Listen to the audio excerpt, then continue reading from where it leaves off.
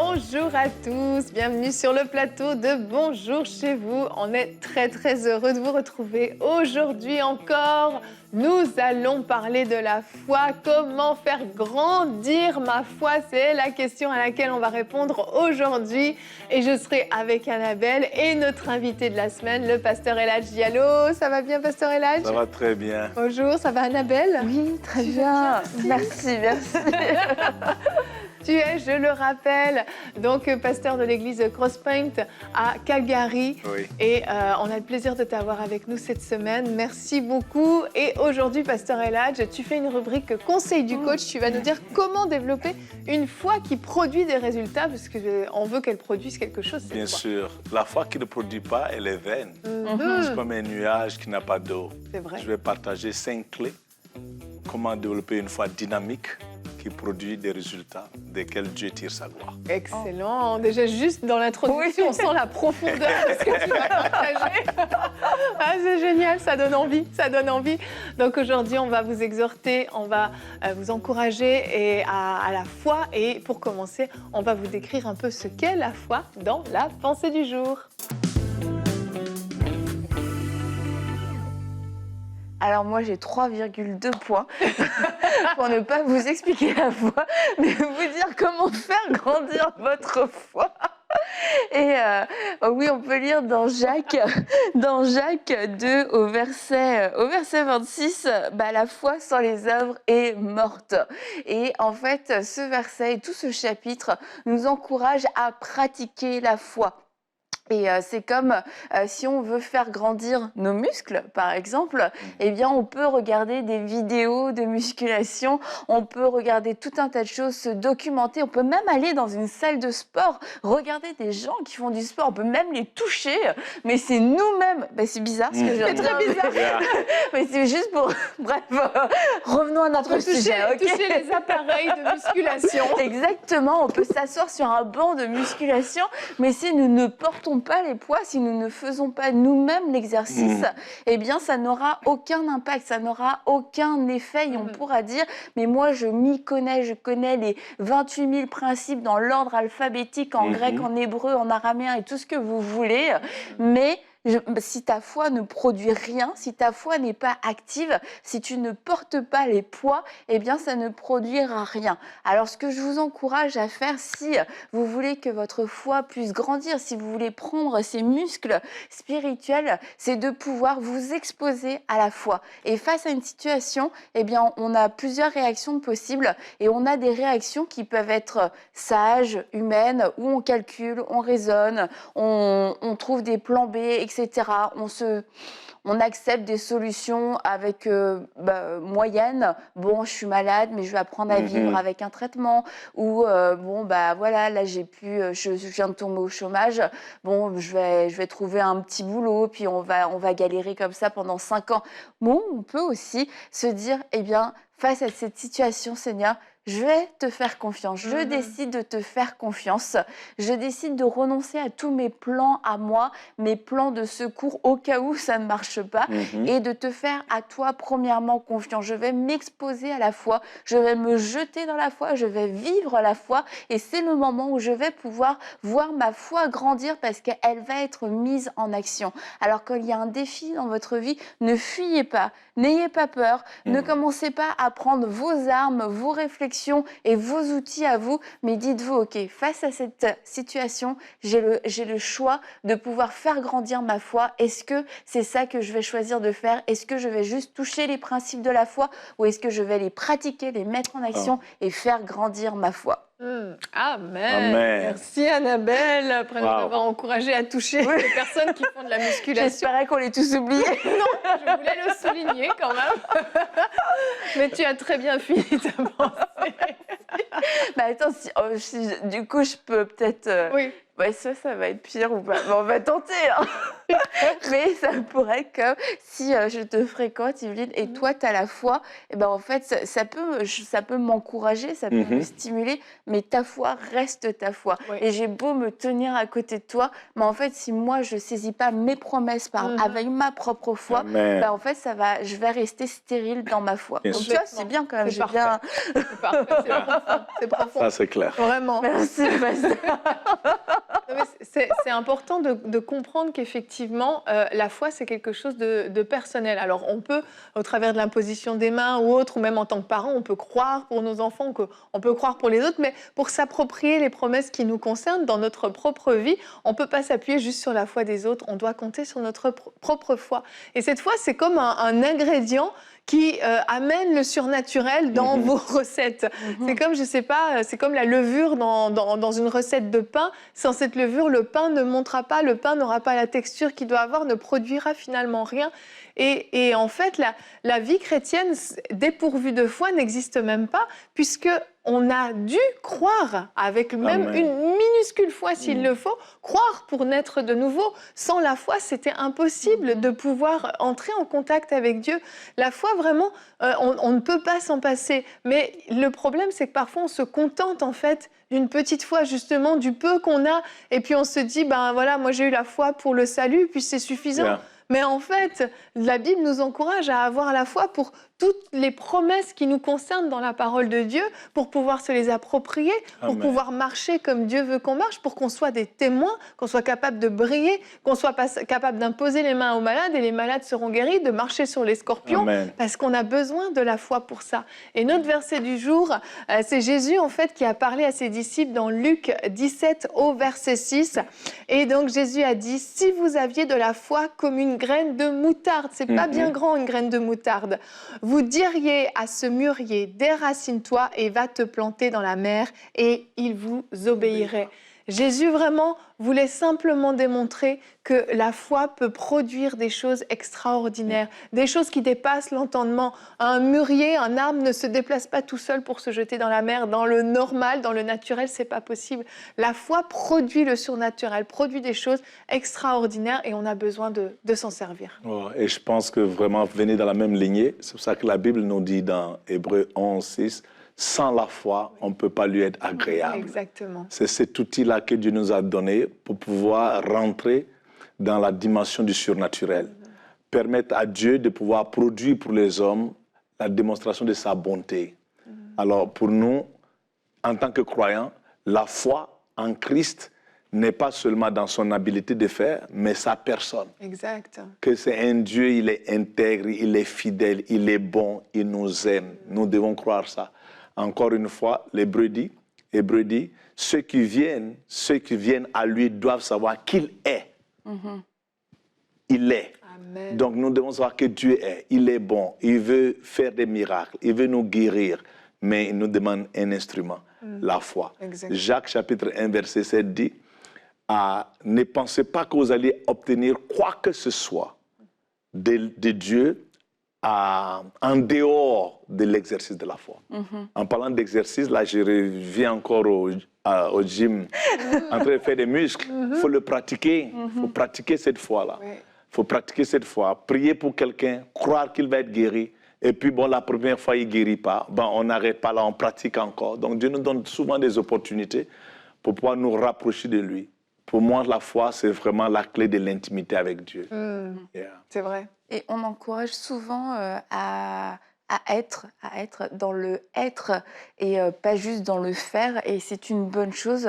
Mais il y a cet équilibre parce que Dieu est, mais Dieu aussi il fait. Il agit. Et lorsque on lit que sans la foi, on ne peut pas lui plaire, on ne peut pas plaire à Dieu. Oui, Dieu s'attend à ce que nous soyons des personnes de foi dans notre essence même, en fait. Parce que ça va lui plaire qu'on soit dans la foi. Parce qu'être dans la foi, c'est quoi? C'est croire en Dieu, c'est lui faire confiance. C'est croire que ce qu'il dit, c'est la vérité et qu'il va le faire et qu'il va prendre soin de nous. Donc c'est sûr qu'il prend plaisir à ça. Mais je crois aussi que lorsqu'on lit ça, que c'est impossible de lui plaire, c'est parce qu'il y a des choses qui nous appellent à faire qui sont du domaine de l'obéissance, mais qui seront impossibles pour nous à réaliser si ce n'est par la foi. Et du coup, c'est de lui plaire dans qui nous sommes, c'est certain, être cette personne qui lui faisons confiance, mais lui plaire dans ce que nous faisons avec la foi que lui nous donne, nous met à disposition pour être dans l'obéissance, pas pour faire pas pour être dans la performance, regarde ce que j'ai fait, poser les mains, ils ont été guéris, mais pour être dans ce domaine d'obéissance, tout comme on veut lui plaire en étant dans la sanctification, bien on veut lui plaire en étant dans l'obéissance, mais même la sanctification, c'est une histoire de foi en fait. C'est vrai. Si on regarde, même si on continue Hébreux 11, justement, qui nous parle de tous ces héros de la foi, eh bien, on se dit, mais si, justement, ces personnes-là n'avaient pas cru, n'étaient pas, je pense à Moïse, par exemple, en face de la mer Rouge, n'avait pas eu assez de foi pour lever son bâton, eh bien, que se serait-il passé? Le peuple d'Israël n'existerait plus. Et en fait, tous ces héros de la foi, dans les différentes choses qu'ils ont accomplies, sans la foi, en fait, il n'y aurait pas eu toutes ces choses. Et en fait, la foi nous rend des témoins vivants de Dieu et de sa puissance. Parce qu'en fait, Dieu passe au travers de nous. On est comme un canal. Et ce canal est constitué de foi. S'il n'y a pas la foi, c'est comme s'il n'y a pas de canal, c'est bouché, ça ne passe pas. Et c'est comme ça que le monde verra aussi la main puissante de Dieu au travers de la foi de ses enfants. Et c'est sûr qu'on doit être capable de démontrer la puissance de Dieu dans différents domaines de nos vies. Parfois, ça va être pour les autres, parfois, ça va être pour nous-mêmes, dans différents domaines. Mais il faut que, justement, notre foi amène à la manifestation les promesses que Dieu a faites pour que, justement, on soit capable de briller, on soit capable d'être des témoins. C'est avantageux pour nous, mais c'est avantageux pour le monde entier, en fait. Les gens croient lorsqu'ils voient des choses surnaturelles, des miracles s'accomplir, des choses incroyables se produire. Les cœurs sont disposés, les cœurs croient. Et c'est aussi pour cette raison que Jésus était fatigué, parfois fâché avec ses disciples. Il leur a dit « race incrédule et perverse ». C'est violent quand même, mais il s'attendait à ce que ses disciples soient des hommes de foi, soient capables vraiment de manifester la foi pour être des vrais témoins qui vont amener les gens aussi jusqu'à lui. Oui, vraiment, venir encore dans la même lignée que vous. La foi, ça donne ce canal-là pour Dieu de venir démontrer sa bonté et son amour aux gens. Et il a besoin des instruments, toi et moi, pour pouvoir dire « j'ai confiance en qui tu dis tu es et je crois en ce que tu dis que tu veux faire et j'agis sur ce que tu dis. Donc vraiment, c'est d'agir sur la parole de Dieu. C'est cette obéissance radicale. Si Dieu dit que c'est possible, je le crois tellement, j'agis là-dessus. Et par ces œuvres-là, on voit les miracles. Quand Dieu a dit à Moïse, lève le bâton et je vais diviser la mer Rouge s'est divisée. Et les gens sont passés à travers. Quand tu lis dans le Psaume 114, verset 3, il dit « La mer vit l'avancée du peuple de Dieu, leur obéissance au commandement de Dieu, qui est l'expression de la foi, et elle fuya. » Donc, en d'autres termes, c'est l'action, la confiance qu'on a à la parole de Dieu, et en agissant sur cette parole, même la mer Rouge répond. Par l'obéissance. Ça, c'est vraiment l'expression de la foi, l'obéissance à la parole de Dieu. Amen, amen.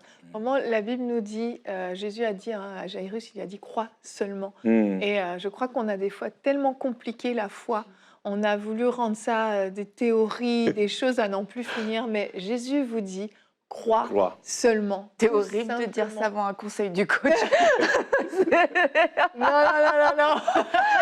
Ça n'anéantit pas du tout. Mais si tu pars pas d'une foi qui est pure, tu pars pas d'une foi. Ça va aller. Cette mission est formidable. Donc, je vais passer au conseil du coach avec cette transition formidable. Pasteur Eladj, on va t'écouter dans la rubrique conseil du coach.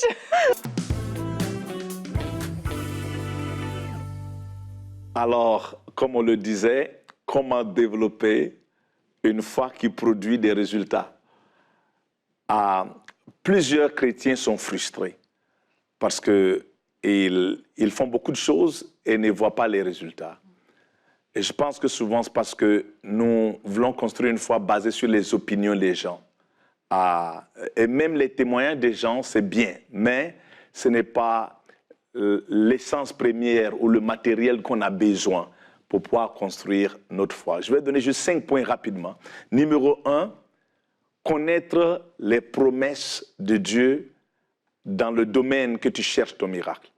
Donc, si tu veux la guérison, il faut que tu regardes dans la Bible, que tu cherches les Écritures et découvres qu'est-ce que Dieu dit en ce qui concerne la guérison. Si tu veux la prospérité, la délivrance, les percées, tu prends ta Bible, tu fais les recherches, tu lis ta Bible. Aujourd'hui, les choses sont rendues plus faciles. Tu vas sur ton Google, tu frappes le mot, disons, percée, verset. Alors, tous les versets qu'on envoie avec ce thème vont sortir. C'est important que le peuple de Dieu retourne à la Bible pour pouvoir connaître la pensée de Dieu et les promesses que Dieu a en ce qui concerne ta condition. Ça, c'est numéro 1. Et je vais lire le verset dans le Psaume 82, verset 5. Il dit « Mais ils ne comprennent rien. Ils ne savent rien. Ils tâtonnent dans les ténèbres et les fondements sont ébranlés. » Donc, quand on est ignorant, on ne connaît rien, on ne sait rien, les fondements sont ébranlés. Pourquoi? Parce que nous tâtonnons. C'est important que nous retournons encore à la parole. Lisez votre Bible, regardez, prenez les versets qui concernent votre situation. Numéro 2. Une fois que tu prends les versets qui concernent ta situation, la méditation est un cadeau que Dieu a donné à l'Église et à son peuple. Et malheureusement, c'est les sectes qui utilisent la méditation. Mais la méditation, c'est pour nous les chrétiens. Méditer sur la parole. Josué chapitre 1, verset 8 dit, il dit, en ce qui concerne cette parole, répète-la, médite sur la parole jour et nuit. Et agis sur cette parole, applique-la pour que tu aies le succès. La méditation, elle est différente d'aller chercher et voir c'est quoi les versets correspondant à ta situation. La méditation maintenant, c'est de prendre ces versets-là comme un ruminant, comme une vache qui mange et puis qui rumine et qui ramène. Là, tu commences à contempler le verset. Comme la Bible dit dans 1 Corinthiens chapitre 3, verset 18, nous, avec le visage ouvert, comme dans un miroir, nous contemplons la gloire de Dieu. Et en la contemplant, nous sommes transformés à l'image de ce que nous contemplons. Donc, ces versets que tu as eus sur la guérison, sur la prospérité, sur la percée, tu commences à le contempler, tu commences à y penser, tu commences à le lire. Tu es dans la voiture, tu y penses. Avant de te coucher, tu y penses. Tu commences à méditer. C'est ça la méditation. Oui. Quelqu'un m'a dit une fois, « Oh oui, mais je ne sais pas méditer. » Toute personne sait méditer. Même les gens qui sont déprimés et opprimés, c'est parce qu'ils savent méditer. Ils pensent sur ce qui n'a pas d'espoir. Donc, il faut commencer à penser sur le verset qui a à voir avec ta condition. Alors, quand on commence à contempler, on accesse et on devient. Ça, c'est important parce que le prochain point est connecté directement avec la méditation. Tu médites sur un mot, sur un verset, tout d'un coup, il te prend, t'amène dans sa dimension. Jésus dit, les paroles que je dis sont esprit et vie. Tout d'un coup, ce verset qui était juste un logos, une écriture, devient maintenant vivante en méditant sur ce verset. Il t'amène dans son environnement, tu changes littéralement de place, bien vrai que tu es assis physiquement là. Ta réalité change. Tu commences à perdre de vue les conditions difficiles dans lesquelles tu vis. Tu commences à voir la réalité de l'espoir qui est dans cette parole, que par les meurtrissures de Jésus-Christ, je suis guéri. C'est la guérison que tu cherches. Tu commences à voir ce verset devenir vrai pour toi. Quand David dit, j'étais jeune et maintenant je suis vieux, mais je n'ai jamais vu le juste être abandonné. Ça devient maintenant ta nouvelle réalité. Et dans cette réalité, tout d'un coup, naît les déclarations. Et ça, c'est mon troisième point. Tout d'un coup, naît une prière. Tout d'un coup, naît une nouvelle mélodie, un chant. Quelque chose commence à s'élever en toi. Vous voyez, numéro 1, cherche le verset qui a à voir avec ta situation. Numéro 2, médite ces versets qui deviennent maintenant esprit et vie. T'envoie dans une nouvelle réalité. Et dans cette réalité, tu commences maintenant à déclarer ce que tu vois. Oui, Seigneur, merci. Je suis vraiment guéri. Là, tu n'es pas juste en train de réciter un verset. Tu es en train d'établir une réalité. Ce verset t'a donné maintenant la réalité que oui, j'ai la conviction ferme que vraiment je suis guéri, que vraiment j'ai une percée, que vraiment cette situation change. Et tu commences à déclarer ce qui est devenu maintenant ta réalité. Merci Seigneur Jésus. Je vois cette porte-là qui est ouverte. Et quand tu parles de ça, ce n'est pas une récitation. C'est la réalité que tu vois par la méditation que tu es en train maintenant de relâcher dans l'atmosphère. La Bible dit dans le psaume 107, verset 2, qu'il le proclame tout ce que l'Éternel a délivré, qu'il le proclame tout ce que l'Éternel a sauvé. Maintenant, cette délivrance, ce n'est pas celle qui est manifestée physiquement, c'est elle que tu as capturée par la méditation. Ça devient maintenant ta nouvelle réalité. Je vois physiquement que mon enfant est encore malade, mais par la méditation, j'ai vu la réalité de la guérison de mon fils et je le déclare maintenant. Merci Seigneur. Alléluia. Pour la guérison que tu amènes pour mon fils. C'est maintenant ma nouvelle réalité. Vous voyez? Donc je le proclame, ce que je vois que l'Éternel a déjà fait. Et là, mon quatrième point, c'est les actions d'obéissance. Ça, c'est important. Vous voyez, maintenant que je suis dans la joie, parce que c'est ça que la révélation fait. Quand tu médites sur une parole et qu'elle t'amène dans sa réalité, tu commences à manger du fruit de cette parole. La joie toujours vient. Quand une révélation est grande, la joie vient dans notre cœur. Et dans cette joie, les actions d'obéissance. Qu'est-ce que je veux dire par là? Josué 1,8 dit, quand tu médites sur la parole jour et nuit, rassure-toi d'agir et de les mettre en pratique. Et là seulement, tu seras dans le succès. Et je pense que c'est ça qu'Annabelle était en train de nous dire avec le gymnase. Quelqu'un qui va, si tu regardes juste les gens faire les poids, tu peux avoir beaucoup de connaissances dans ta tête, mais ça ne fait rien à ta vie. Mais si tu peux pratiquer ce que tu as capturé par la méditation, tu la mets en pratique, tu commences à avoir des résultats. Voilà un de mes versets préférés, Jacques chapitre 2, verset 14. Il dit, à quoi servirait-il à un homme de dire qu'il a la foi s'il ne le démontre pas par ses actes? À quoi ça servirait? Ce serait comme le nuage sans pluie ou le soleil qui ne brille pas ou qui n'a pas de chaleur. À quoi servirait que quelqu'un dise, j'ai la foi, mais tu ne le démontres pas? Et je pense que si tu écoutes aujourd'hui et que tu médites sur la parole de l'Éternel qui dit, je vais enlever ta stérilité et te donner une génération dans ton sein. La même façon que Dieu s'est rappelé de sa servante et a ouvert ses entrailles. Toi aussi, tu commences à agir. C'est de ça que je parle. C'est là que la maman se lève, elle commence à peinturer la maison. Cette chambre-là du bébé qu'elle attendait qui n'arrivait pas. Elle dit, mais qu'est-ce que tu es en train de faire? Tu n'es pas encore enceinte. Je suis enceinte. Mais comment? On est allé chez le médecin, on n'a pas vu. Mais je suis. Comment tu sais? J'ai médité et j'ai capturé la réalité de ces versets. J'ai la ferme conviction que je suis.